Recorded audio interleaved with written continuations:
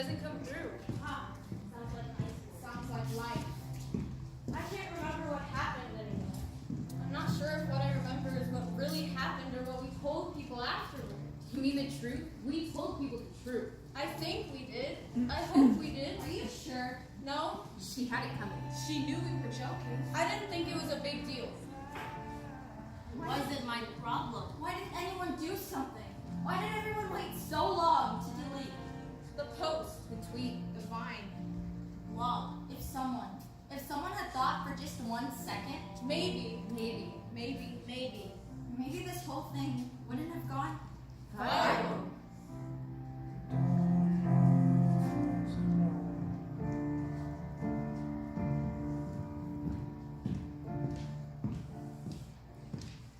God, I'm so glad I'm not in high school. I could barely manage it when I was a teenager. Girls are the worst. That's what my mother said. Girls are the worst. But do you know what the problem in saying that is? It's like there's this understanding. This understanding that for 4 to 6 years, from the age till 12 to 18, girls get a free chance to rip each other apart. It's like they're saying it's okay. It's okay to humiliate. It's okay to brutalize. It's okay to make someone else feel less. This is toxic. I still have female friends who say, oh, I'm not a girl's girl. I don't get along with other women. This high school queen bee mean girl stuff, it's garbage. And now you add the permanent addition, social media. And now they can tear each other apart for the whole world to see. And it's as simple as a little computer they all hold in their hand. Swipe of a finger, click of a button. I'm a grown woman. I went to college, I have a master's. And I have my own apartment and a steady job. Part of which is teaching kids how to be citizens of this world. But when I'm alone in a woman's restroom with another woman, and we're standing at the mirror, and she looks at me through the reflection of the glass, that certain look, that certain girl's look, that says, you and me, we're not equals. We're not the same. And to this day, I still feel respect. She had it coming. She knew we were joking. I didn't think it was a big deal. It wasn't my problem. Ha! You guys still can't get your story straight. Just back up. Start over. From the beginning.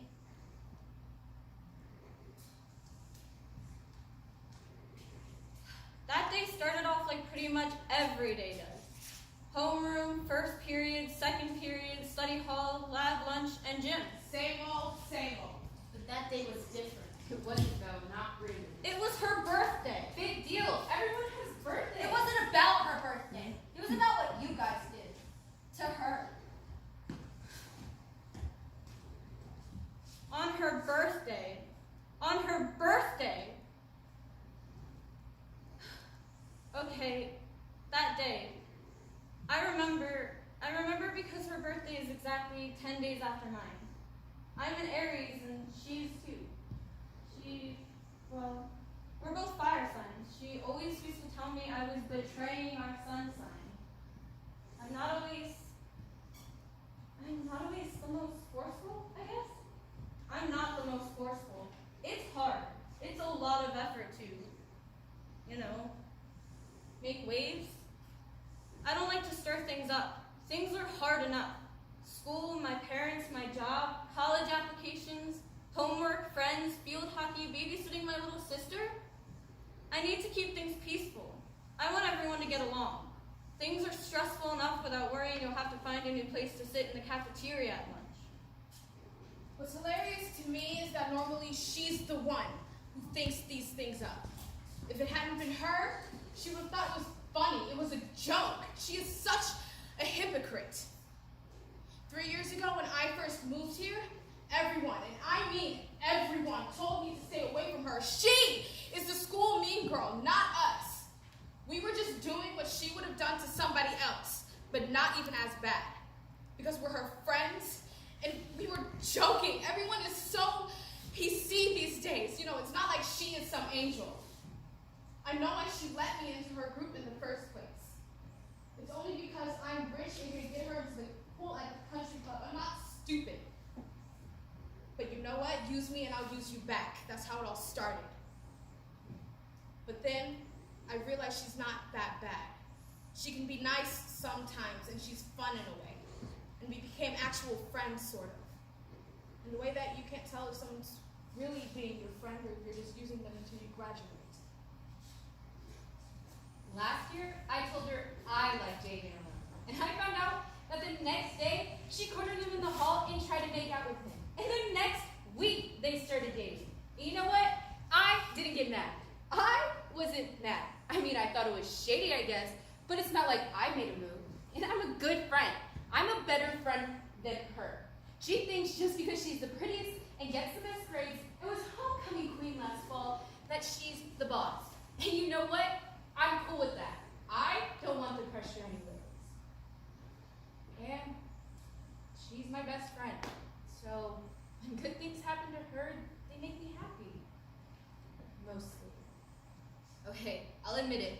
Maybe maybe we went a little too far. But it's part of being in our group. It's part of the tradition. On Anna's birthday, she wrote her face in permanent markers. Everyone thought it was hilarious. And a few years ago, when Lucy turned 13, she filled her locker with tampons and they stole out into the hall. This is what we do. I'm not even the one who thought of it. Whoever thought of it is sick. When I heard the screaming in the hall, of course I went in. I can't believe that 5 girls just stood there and watched. This country, we're so sick, it's an infection of apathy. Do you know that last year, when I tried to organize a school-wide meeting on adding more recycling bins, not one person showed up. I get it.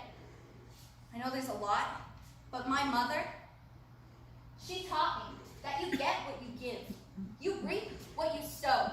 And when all you do is take from your friends, from your family, from your school, from your country, from your planet, guess what happens? You're left with nothing. This culture of not caring, it scares me. I know I'm only 17, but I'm scared. If it's like this now, what will things be like when my kid is 17?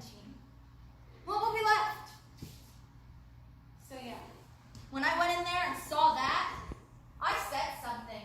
I told the first teacher I saw, I'm not afraid of those girls. There are much, much scarier things in the world. Honestly, I wish I hadn't even been in the locker room. I almost wasn't. I was just trying to log in some extra time with Coach Winslow. I'm starting a regionals. It's a very big deal. And there's going to be some college scouts there. So yeah, that's the only reason why I was even in the locker room. And now it's like somehow I'm involved with these girls, these monsters. I've avoided this kind of drama my whole life. And I've known these girls since the first grade. They've always been like this. There's always been a trouble to them. And it's like my mother always says, girls are the worst. It's true. And these girls, they're monsters. Always fighting and tormenting. It's like get alive. Get alive. I have goals. I have dreams. I want to play professionally. I want to be the first person in my family to go to college. And to do that, I need a full ride. I don't have time to be worried about who said what to who and who's dating what guy and what brand the shoes are in right now. And this garbage is all they obsess about. It's sort of sad. What kind of people will they grow up to be? And if they have daughters, what kind of women will they become?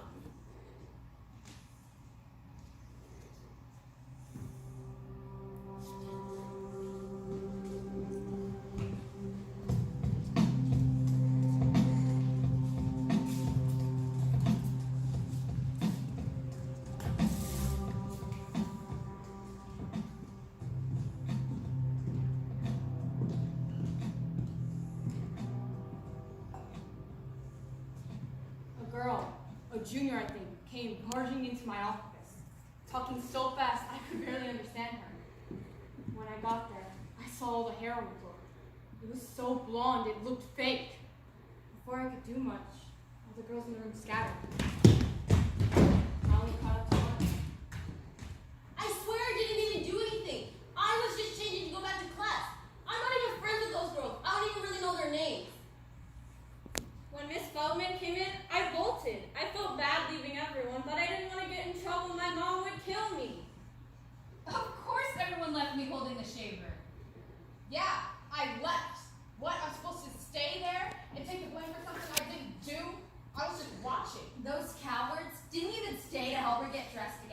They're supposed to be her friends. I don't know about you, but I don't think my friends sobbing in their underwear, surrounded in a pile of their own hair, alone. That's not what friendship is to me. Call me crazy. Help the girl. Call the principal. Call her mom. Clean up the mess and file the report. Check, check, check. What happened? What happened? What happened next? What happened next? What happened next? Oh God, what happened again?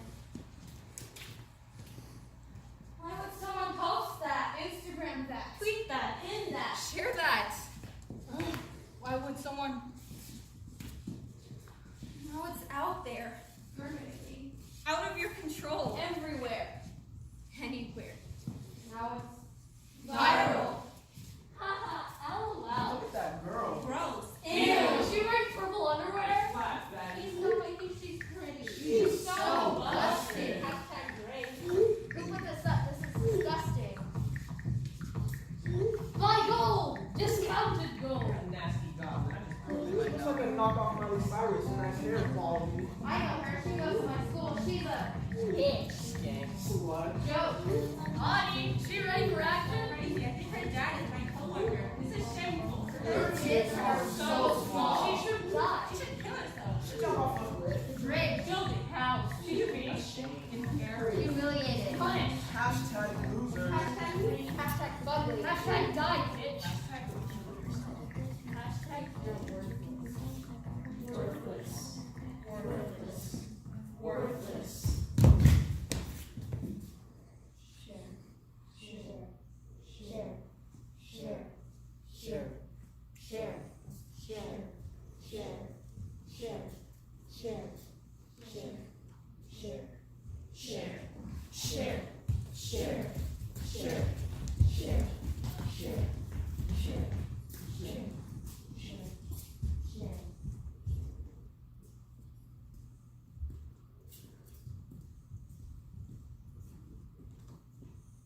And the phone calls from angry parents started rolling in. How does this happen? On school property. I demand to speak. With the principal. I'm outraged.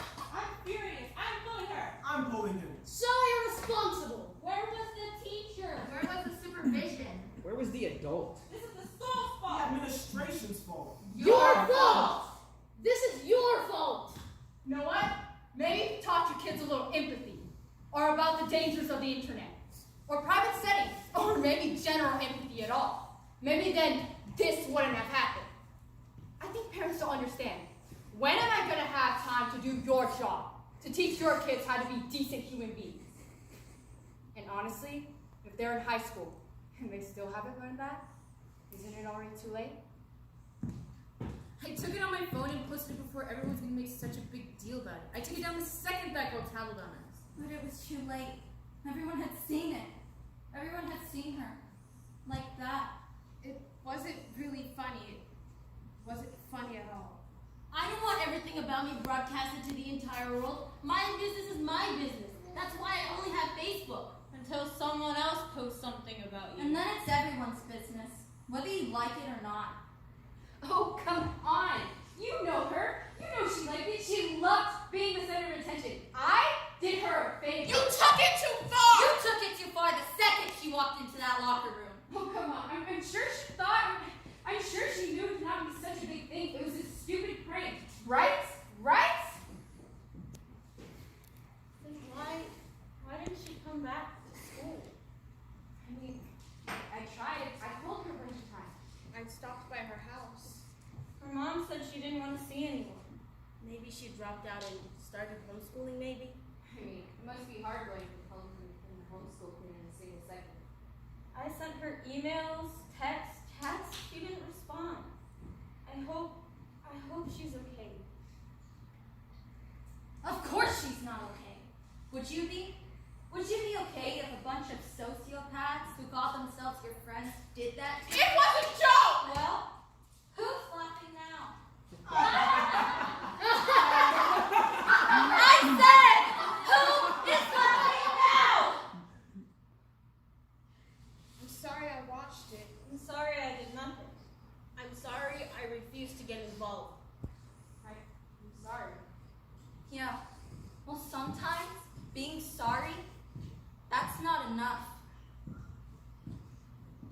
initial fury calmed down. Parents were called in, the administrators notified, and the culprits given. Detention for a few days. For a week, a month. Suspension in school, 2 weeks. Everyone seemed to forget, but I noticed those girls. They didn't sit together anymore. In class or at lunch. At parties. At prom, at graduation. And this, my friends, this is the moment when we girls, we fracture. We're pulled apart by our own capability of cruelty, by our own insecurities made real by the world. That tells us we're better off looking after ourselves. That one girl's beauty, intelligence, or strength is at the expense of our own. And we tell ourselves the lie, that in order to rise to the top, we must do so on the backs of our friends. What a lonely world we live in, when doing the right thing seems like a courageous act. What have we done wrong to make that so? And what can we do to make that the norm again? What's the difference between a bully and someone who does nothing to stop bullying from happening? What's the difference between staying out of it, minding your own business, refusing to get involved, and allowing violence to happen? What's the difference between a joke, a prank, a youthful mistake, and reveling in the suffering of others? What's the difference between a frenemy, a mean girl, a criminal, or someone you just use to cover up your own insecurity? How can we even tell? You think if I knew the simple answer to that, I'd be getting paid more. Viral, viral, viral, viral, viral, viral, viral, viral, viral, viral, viral.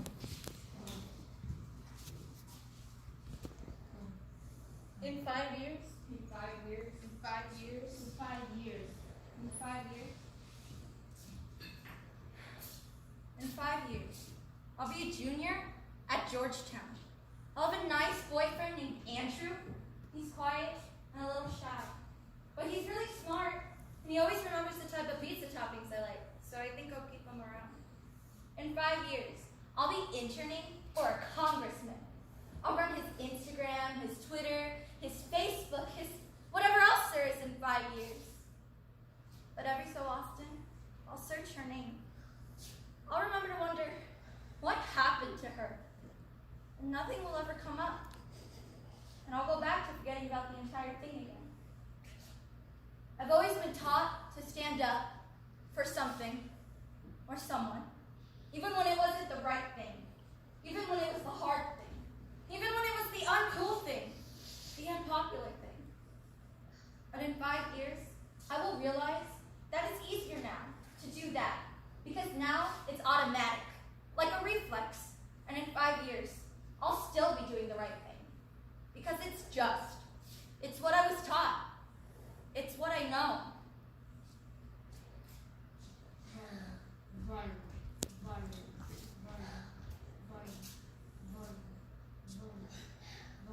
In 5 years, I'll move to New York. I'll live in a tiny apartment with a 5-story walk-up. I'll call home a couple times a month. I'll pretend to my parents that I'm having a great time, but I'll be homesick. Aren't we all a little homesick, no matter how old we get? I'll be avoiding another writing deadline. I'll turn on the TV mindlessly, flipping through channels, and I'll see a news story about a hockey team in a locker room, a hate crime in a parking lot, a school shooting, and I'll shiver.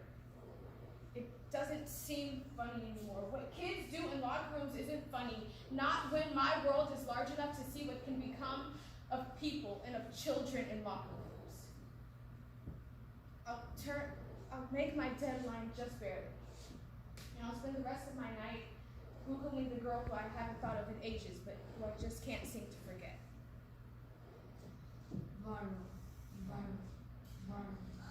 In 5 years, I'll be the field hockey coach at a local high school. I'll be in charge of the girls who now seem much younger than me. I realize how quickly it flies by. Adolescence, how sharp and painful, but how wonderful and scary and full of future possibilities. I'll realize I'll sound like I'm 65 years old when I say that. Then I'll probably laugh. But every day, in the halls, on the field, I'll watch these girls. I'll see their cruelty, their vulnerability. I'll witness them try to navigate a world that isn't always so friendly to girls, to women. I'll watch them use their power against each other. The little dramas explode and collide and shape them into the people that would become of the world. And it will hurt me to know that I can't go back and undo the things that shaped me. No matter how hard I try, because you only get one chance. In 5 years, I wish I could make all my players understand that 5 years from now, when they're standing in my shoes, they will desperately wish they could solidly say that they did the right thing. And the fact that they can't, it'll haunt them. It will.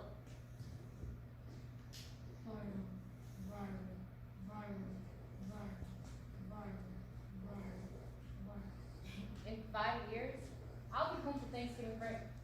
I'll be at the line grocery store with my mom, and she'll be complaining how the seasonings were too expensive or how they didn't have them at all. The line will be long. It always is the day before a big holiday. And when we finally get up there, I'll look up into the cashier's face, through her long blonde hair and her bangs that cover her eyes, and I'll see her. We'll both look away. We'll both pretend that we don't know that we used to have slumber parties, family vacations, clothing swaps, and we'll just look away. My mom won't even notice either. We'll pay for our groceries and head out into the frosty night. Through those giant storefront windows, I'll see her. Fingers on the cash register keys. And I'll spend a lot of time in the next 5 years after that, and after that, and after that, trying to forget the blonde girl in the store that night. The girl who was as much of a stranger to me as my 16-year-old self. The girl who would do something so terrible and never look back.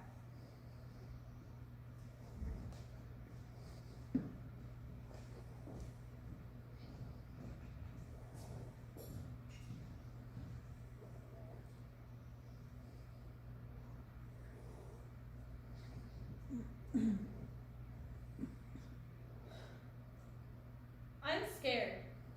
I don't know where I'll be in 5 years, in 10, in 20, in 40.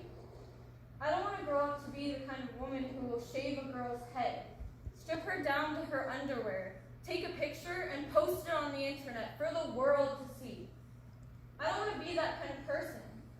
And I don't think I am, deep down. Deep down I know I'm a good person. I believe we all are. Maybe everyone is just scared, like me. Well, not everyone. I admire people. I admire people who aren't afraid to stick their necks out. I've never been like that. I've never been willing to speak out, or stand up, or jump in. It's not my personality. But maybe that's the problem.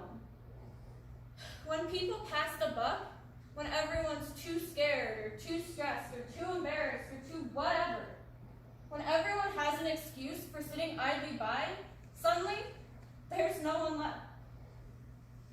But now, every time I see her empty desk, the empty seat at the lunch table, her empty locker, I wonder if it isn't too late for me not to be that person who always has an excuse to do nothing. So much nothing that it leads to something awful. And I have to believe